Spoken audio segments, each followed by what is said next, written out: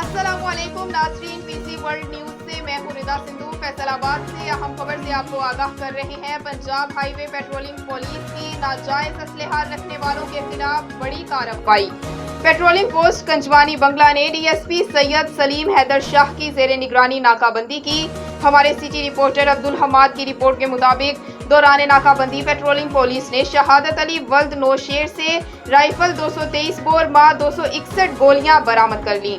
मुलजिम सद्दाम शाह वल्द मुर्तजा से pistol 9mm 93 गोलियां बरामद की। मुलजिम राना सलीम से राइफल 12 बोर मार 66 कारतूस बरामद की। मुलजिमान के खिलाफ थाना सदर तांदियावाला फैसलाबाद में मुकदमा दर्ज करके हवालात में बंद कर दिया गया। डीएसपी फारूक अहमद हुंदल का कहना था, गैर कानूनी असलहा रखने वालों के खिलाफ क्रैकडाउन जारी रहेगा।